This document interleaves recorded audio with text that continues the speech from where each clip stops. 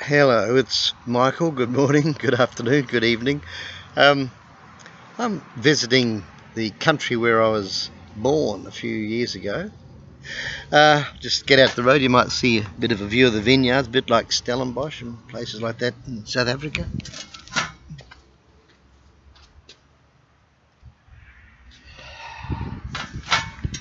Anyway, just to give you a bit of a view of Australiana in what we call the Barossa Valley.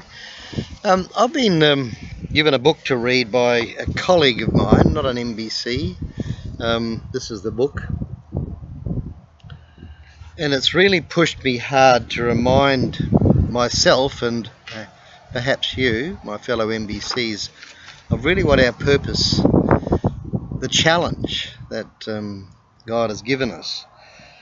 This book talks about the international community of tax havens and bankers and finance, which is probably very difficult for many of us to get our heads around. I am reading, and I'm going to read some of this stuff from you because I think there's a significantly big challenge being put to us by our Lord. I'm not saying we have to meet the challenge tomorrow, but I think that there's something bigger that we can pray about and seek. This particular part I'm reading is a gentleman who worked, I think it was the Jersey Islands. He began work with an accounting company working with over 150 private clients. The firm performed re-invoicing, the practice I have described in which trading partners agree on a price for a deal, then recorded officially at a different price in order to shift money secretly across borders. It is fiendishly hard to work out how much money flows through re-invoicing.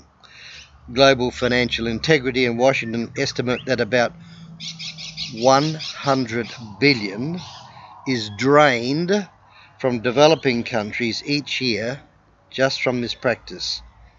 This is about the same size as all the foreign aid from the rich world. That's significant.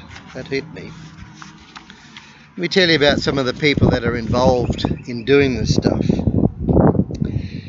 The author of this book says Jersey is riddled with elite, secretive insider networks, typically linked to the financial sector. After being appointed economic advisor, this person found out that many people wanted him to join the Masonic Lodge and gave him the secret signal. It was a finger twisted back on itself in a handshake. He writes, there were many people I knew vaguely who would come into my office, blah blah, general talk, and quite openly, are you interested in joining this lodge? I always said I would consider it, and I never did. The type of people doing this were bankers, senior merchants, and senior politicians. You don't look at people's hands, you feel a lump there when you shake. For me it felt slightly dirty, covert, as if it was all some part of a dirty deal, a schoolboy thing. I read on about how people had to suffer. This person was working in this environment and really got to him, and he writes, I was thinking of suicide at this stage. I'd be looking out at the window at 2 a.m. They intimidated my wife, my children and my neighbours. I was an outlaw. I was godfather to a child whose father is in finance. He said, I have to stop. You're a threat to the family. He goes on to say, and this is in Switzerland, he said, how can a minority in the banking world manipulate the opinion of an entire country? In the Isle of Man it was 80,000 people. However, with Switzerland, it's 8 million. Finally, if you would just bear with me, just one little more bit to read. The offshore system is perhaps the strongest determinant of how political and economic power works in this world. It helps rich people, companies, and countries stay on top, for no good economic or political reason.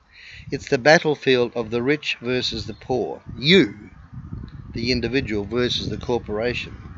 The havens against the democracies. And in each battle, unless you're very rich, you are losing. The writer goes on and comes up with some suggestions on how this matter can be tackled. Of course, there are economic reasons and political reasons. I realise that God has given us such an opportunity to do it His way. It's not the magic formula of working out detailed financial ratios and calculations, smart economic movements. It really is being prepared for God to put you and I alongside of these decision makers in the world who are creating this evil economy.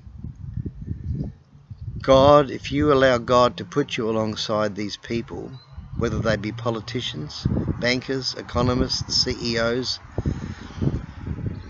people of influence, if we are prepared to step out into this world, then God will bring these people to us, and we are going to show them a new way. Now, I'm casting a picture here that is impossible for me to see, yet I know that we are being challenged.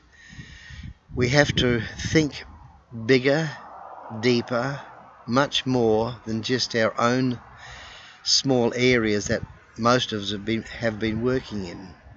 We are being trained in a new way to be professional business coaches, business mentors. That's what we call them. But I think it's way beyond just helping a company next door, or a business next door, or a church next door, or a not-for-profit next door. I think it's much bigger than that. I'm not going to say that God told me this. I would like to, and I hope He has stirred this within me to put to you, to consider, to pray into. And my prayer is that we are all able to come together in the not too distant future. Not, can I say these words, not as a holy huddle, but to come together with a definite direction from our Father to create a strategy where He wants us to impact those areas in this seriously sinful world, in the economy areas, to bring about change to His way. May I leave that thought with you, and again I welcome any response that you may choose to share with me. Thank you so much. God bless you. And bye from the Barossa Valley in the south of South Australia.